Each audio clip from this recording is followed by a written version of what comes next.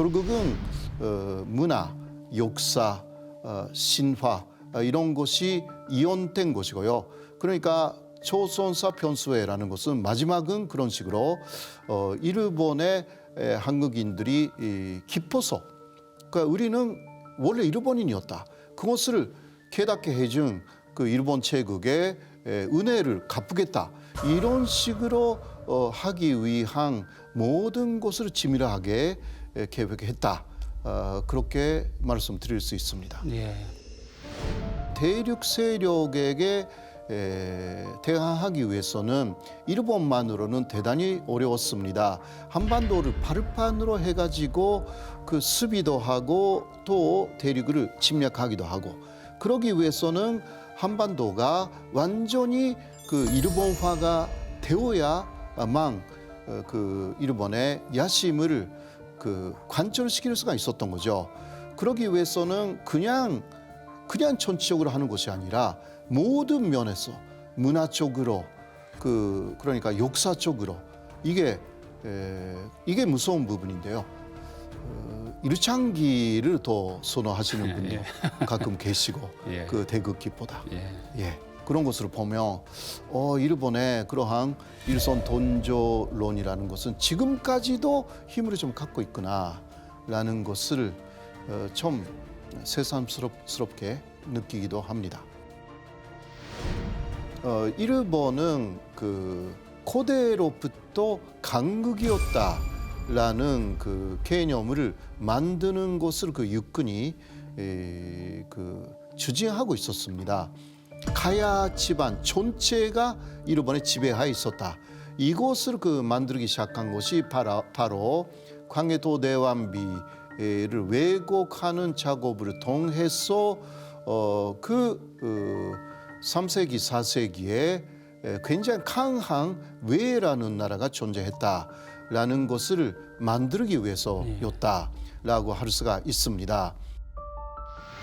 그 일본군 육군 장교 사코가 이제 광개토 대왕 비문을 이제 발견했다. 네.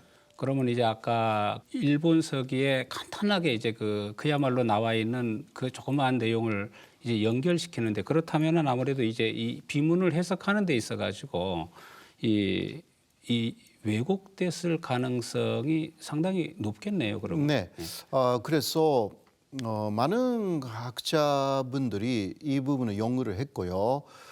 그래서 그때 사코가 광해도 대왕비 자체를 일본으로 가져갈 수는 없었지 않습니까? 너무 컸어요. 그러니까 답본을 이렇게 뒀습니다. 그러니까 이런 식으로 속개를 발라가지고 그것을 답본으로 만들어가지고 그 답본을 몇 개나 타서 일본으로 가져가서 비문을 연구를 했는데요. 그러나 답본을 만드는 과정에서 여러 연구에 의하면 그러니까 속개를 바르는 과정에서 글자를 왜곡시켰다. 혹은 글자 부분을 훼손시켰다. 이러한 이야기들이 꽤 많이 나와 있는 실사입니다. 그러니까 바로 일본 쪽에서 바다를 건너서 왜가 임나 가야 부분에 들어가 가지고 이제 상당히 강한 모습을 보여준다라는 것으로 글자 자체를 왜곡시켰다라든가 훼손시켰다 이런 이야기가 된 것입니다. 네. 예, 어떤 비문을 훼손하기도 하고 비문이 변조되기도 하고, 네네.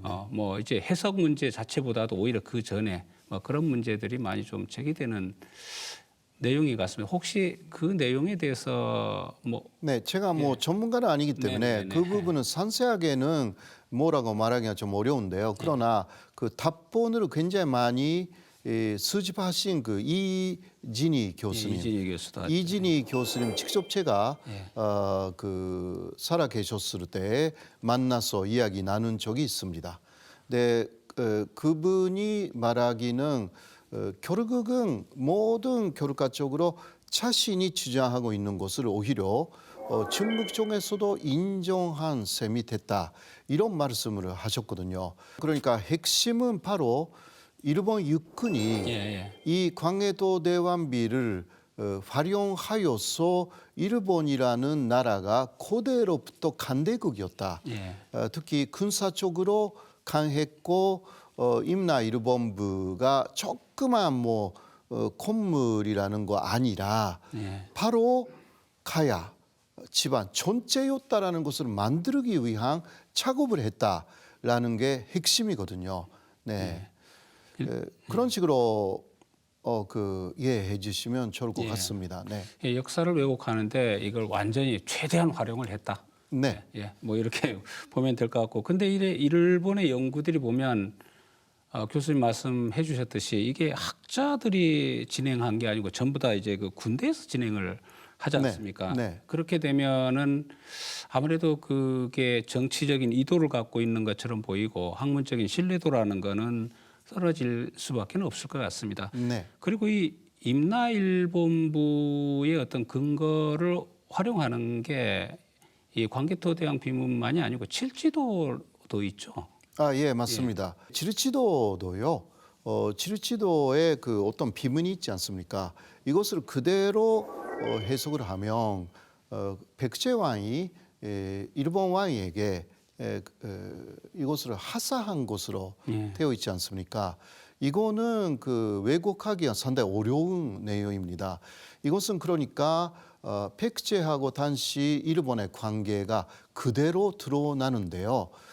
바로 뭐라 할까? 백제가 상극이고 일본이 하극이었다는 식의 해석이 충분히 가능합니다. 예. 단시요. 그러나 그것을 그 일본은 상당히 왜곡시켜 가지고 오히려 반대 개념을 만드는 그러한 그 왜곡을 지리지도에도 저질렀다라는 것으로 저는 알고 있습니다. 예. 그러면 이제 결국은 칠지도를 임나일본부설의 근거로 활용을 하려 했는데 네. 오히려 이제 반대로 이제 예, 그렇죠. 그러니까 정확하게 해석을 하면 그거 못하기 때문에요. 예. 결국은 지르지도에 대한 용어 자체가 일본에서 그렇게 활발하지 않다라는 예. 말씀을 드릴 수 있습니다. 결국은 이제 그게 임나일본부의 어떤 실체, 허구성을 이제 증명하는 데 활용이 될 수 네. 있었다는 거죠. 그죠? 그리고 1930년대에요. 예. 일본에서 많은 학자들이 와서 바로 그 임나일본부의 흔적을 찾으려고 했습니다. 그러니까 바로 그 가야 지방에 와서 임나일본부가 여기에 아주 거대한 뭔가 그러한 식민지 같은 것이 있었다면 그 유적이 반드시 발견될 것이다라고 신념 갖고 와서 많은 발굴 조사를 했습니다. 그런데 그것을 주도한 교수가 마지막에 말합니다. 어떤 것도 없다. 그러니까 실제로 임나일본부라는 게 있었는지 의문이 든다. 예. 그런 식으로 하여서 일제 간점기에 발굴 작업은 완전히 실패로 돌아갑니다. 그러니까 사실상 논리만 있었고 왜곡된 내용만 있었는데 실제로 그게 고고학이라는 것은 그러한 발굴 조사의 결과가 엄청나게 중요하지 않습니까? 그것으로는 임나일본부라든가 그런 것은 하나도 나오지 않았다고 합니다. 네. 메이지 시대부터 있었던 역사 왜곡에 대해서 지금 현재 살펴보고 있는데요. 이 그 역사 왜곡이 어느 날 이제 갑자기 시작된 건 아닐 것 아닙니까? 네. 그렇다면은 메이지 시대 이전에 막부 시대에는 이 학문적으로 어떤 흐름이 있나요? 예. 막부 시대에는요. 사실 역시 그 고사기 일본 서기에 대한 연구라는 것을 하는 사람들이 있었습니다. 그거는 거기에 대해서는 그 특히 에도 시대에 손리학이 일본의 그 전례가 됩니다. 그 임진왜란을 계기로 해가지고 그 조선의 유학자들이 납치됐고요. 근데 그 조선의 유학자들이 그 일본에게 그 손약을 중심으로 새로운 조선의 이송계를 중심으로 하는 손약을 가르쳤는데요. 근데 그 내용을 보면 사실 그 명나라 그 다음 조선 일본은 오랑캐라고 되어 있는 거예요. 거기에 대해서 상당한 뭐 소외감을 일본 학자들도 느낀 거 아닙니까? 그래서 다시 극학이라고 하여서 그 일본 서기하고 고사기를 연구하는 사람들이 나타납니다. 근데 당시 일본은 조선하고 조금 달랐던 부분은 학자들은 대단히 그 자유가 있어가지고요. 손약도 공부하지만 손자편법도 공부하고 또 그러한 그 고사기 일본 서기 극학도 공부하는 이러한 그 모든 것을 그 자유롭게 공부를 할 수가 있었습니다. 양명학까지 공부를 하고요. 근데 그런 사람들 중에 역시 그 모토리 노리나가라든가 이런 사람들이 나타납니다. 이 사람은 그 징의황후의 사만 도벌이라든가 이런 것은 역사적인 사실로 그렇게 주장을 했고요. 그리고 또 그래서 사만을 일본이 3세기에 도발을 해가지고 그 이후 사만은 일본에게 5년에 한 번씩 조공하게 되었다라든가 이러한 논리를 쭉 만들어 나갑니다. 그리고 그것을 또 이어받은 히라타 아츠다네라는 사람도 일본은 신국이다라고 하여서 그러한 사만 도벌 이야기를 다시 하고 또 토요토미 히데요시 분신쓰기에 위한 조선 침략을 전담화합니다. 왜냐하면 조선을 침략한다라는 것 자체가 이게 그 사만 도벌 이야기를 보면 신의 뜻으로 되어 있습니다. 그때 신의황후가 일본에서는 징의황후라고 하죠. 징의황후가 신한테 계시를 받아요. 그거는 서방의 나라를 정복해라라는 계시였습니다. 서방의 나라, 서쪽에 있는 나라. 일본에서 보면 서쪽에 있는 것은 그 사만이었습니다. 그러니까 신의 계시는 그 서쪽에 있는 사만을 도벌해라. 이것이 바로 신의 뜻이다. 이런 식으로 가는 거죠. 이게 바로 결국은 메이지 시대에 이어져 가지고 한반도 침략 그 논리로도 연결되었습니다. 그 다음에 이러한 논리를 그 재계적으로 만든 사토 노부히로라는 사람이 나타나 가지고요. 신국이 된 일본이 세계 중심이 돼 가지고 세계 모든 왕들이 일왕의 신하가 된다.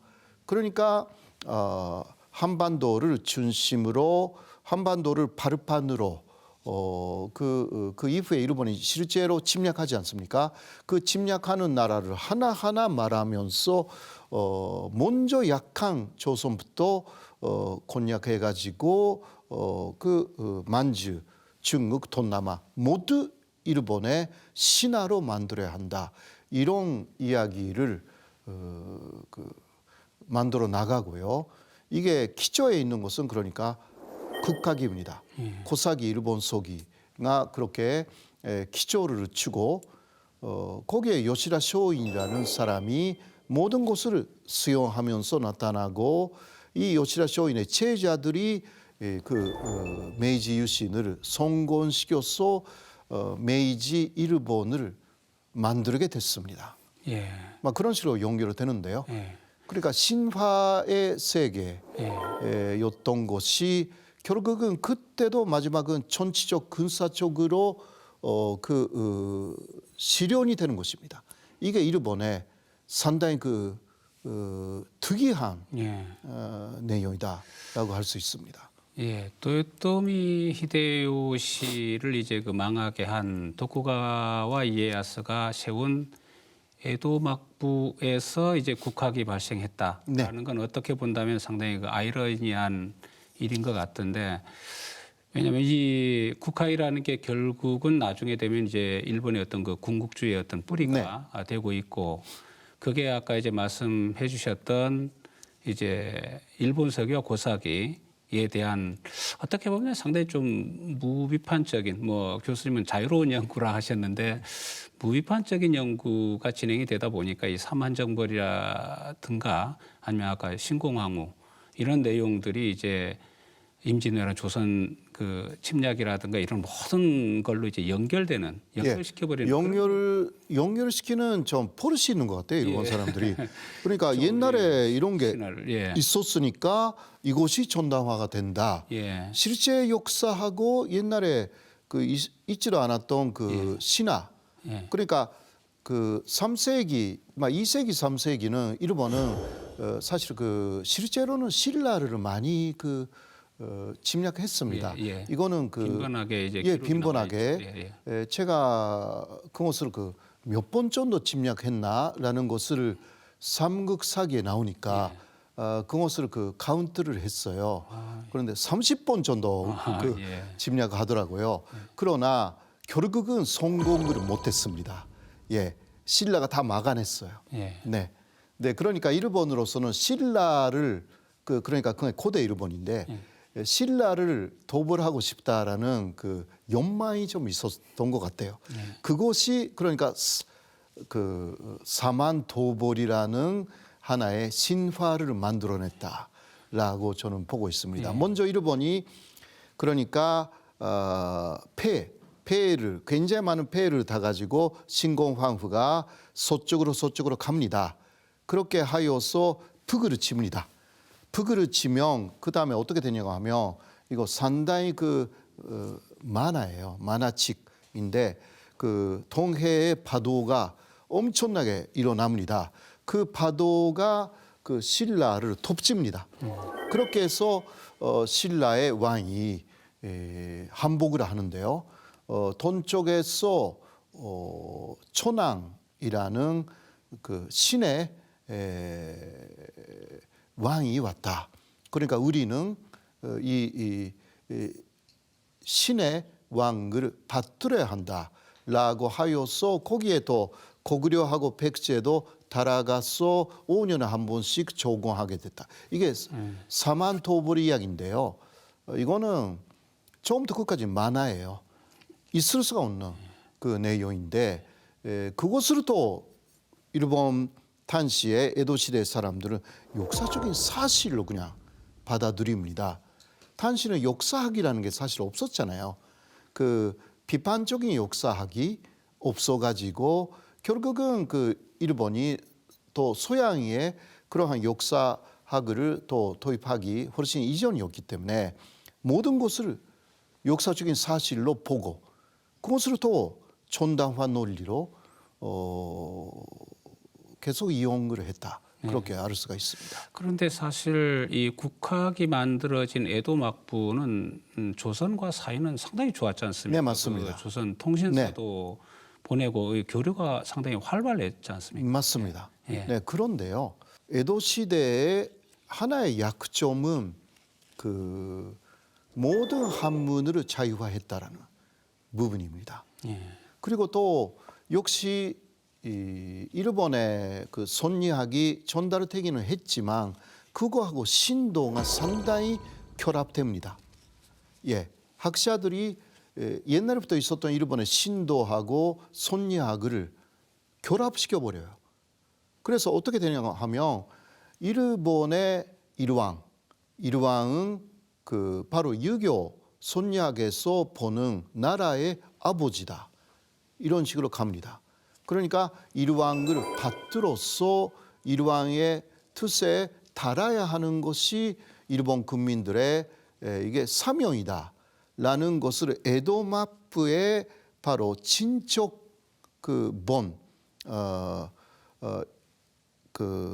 거기서 만들기 시작해요.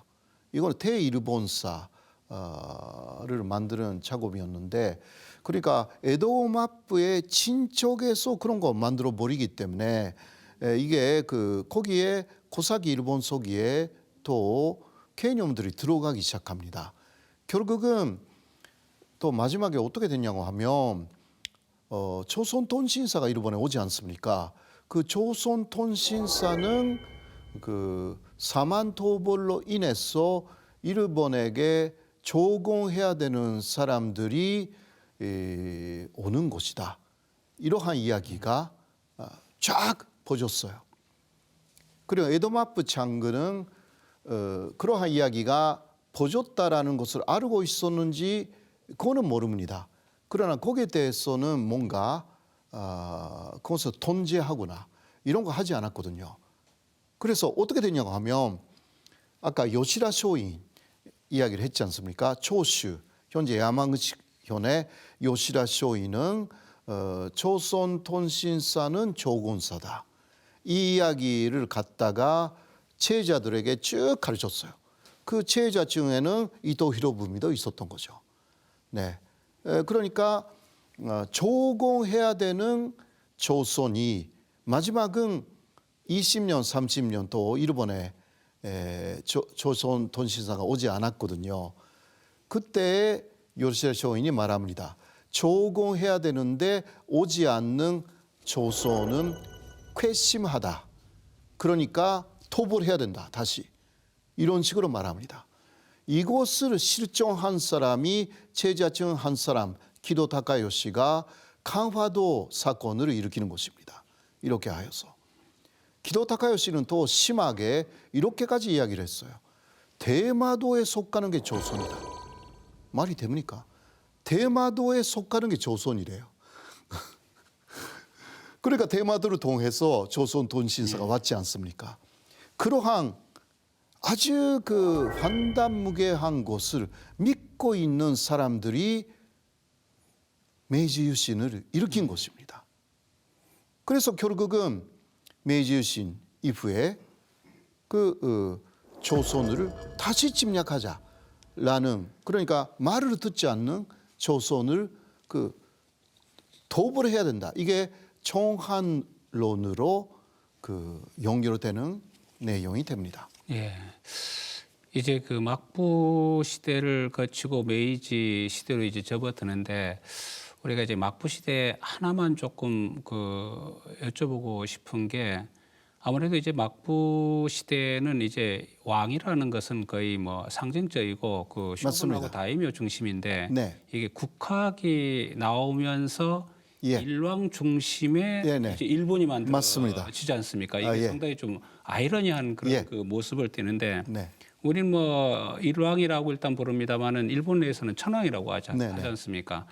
그래서 그 호칭을 조금 정리를 좀 부탁을 드리려 하는데 아무래도 네네. 우리 시청자라든가 뭐 청소년이라든가는 볼 때 이 왕과 천왕을 일단 정리 예. 한번 좀 부탁드리겠습니다. 그 먼저 옛날에는 그 일본에서는 오키미라고 해서요 내왕이라고 했습니다. 일왕에 대해서 그러나 600년대 그 후반기에 단나라의 고종이라는 왕이 있었습니다. 황제죠. 그 황제가 자신을 초난이라고 불렀습니다.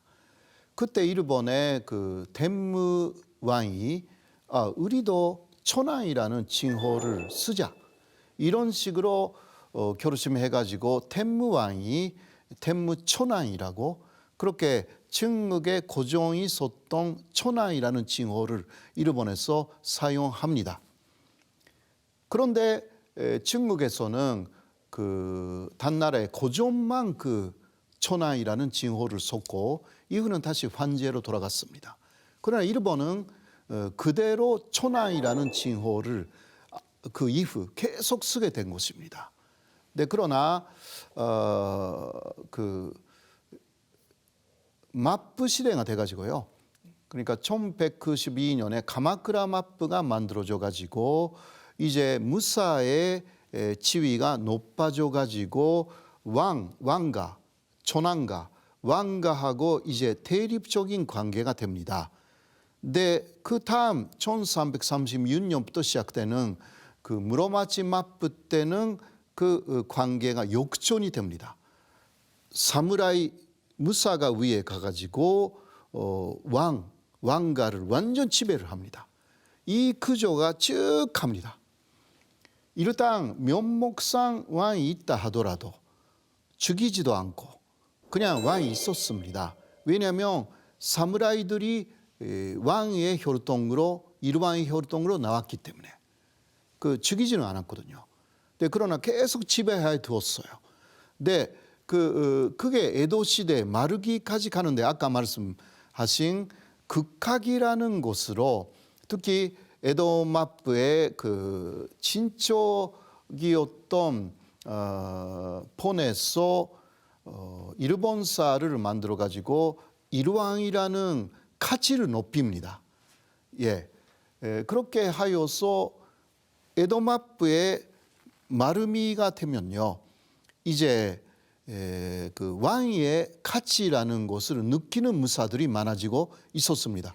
극학의 영향이었어요.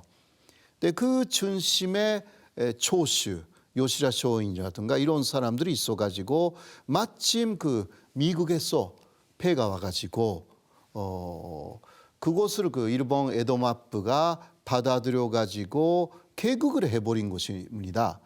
근데 개국을 했을 때 왕의 윤호를 받지 않았어요. 거기에 교풍한 그러니까 조낭양이파라는 것이 만들어졌습니다.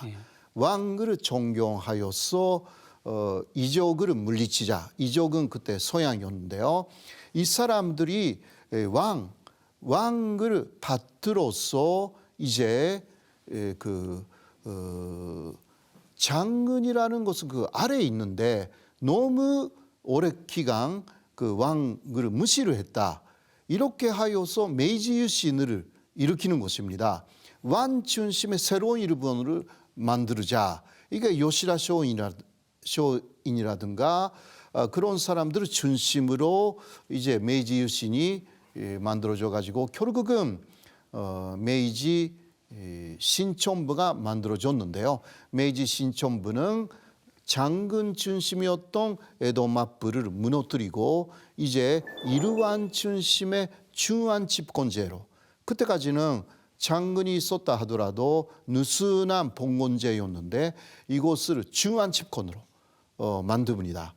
소양이 다 중앙 집권이 아니냐 이런 식으로 해가지고 그렇게 하여서 왕이라는 게 갑자기 가장 높은 지위의 왕이 돼가지고 또 천황이라고 불러야 한다. 이런 식으로 이야기를 합니다. 왜냐하면 황제도 아니고 황제는 중국이니까 천황이라는 칭호야말로 일본의 특유한 칭호이고 이게 하늘의 황제가 아니냐 이런 식으로 또 이야기를 하는 거죠.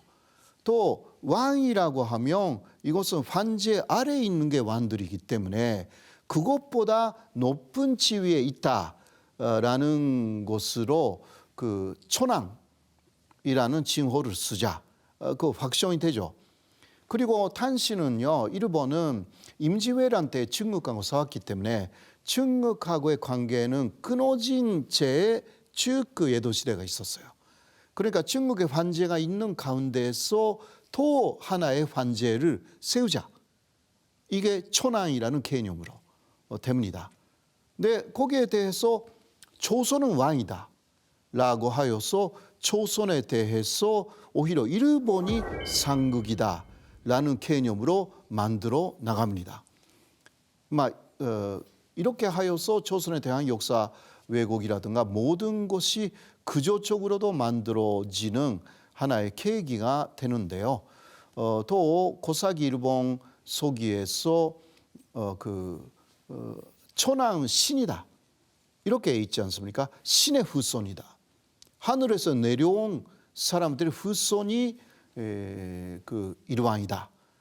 그러니까 이게 국가의 중심에 신의 후손,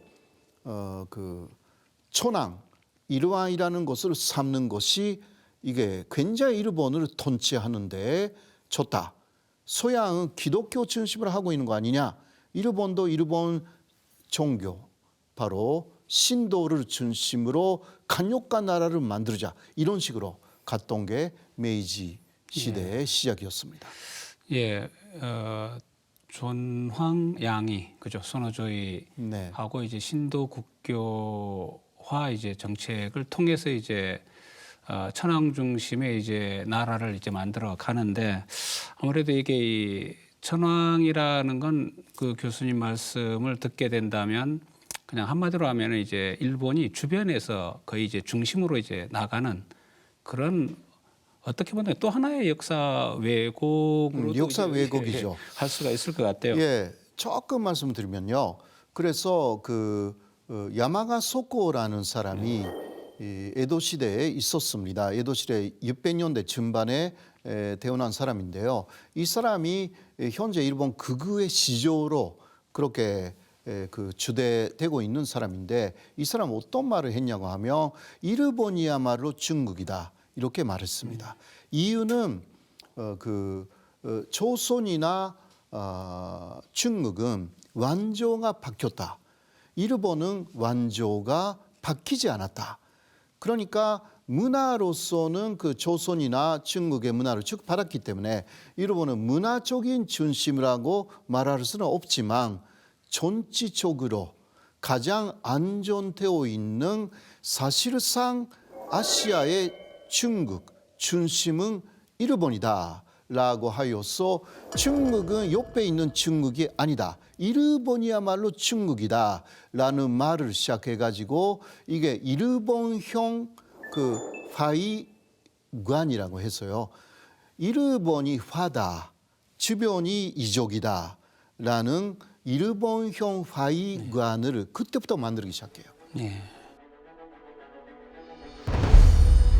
극학 사상이 나타난 거죠. 극학 사상은 천황이라는 신이죠, 사실. 살아있는 신이 등극하고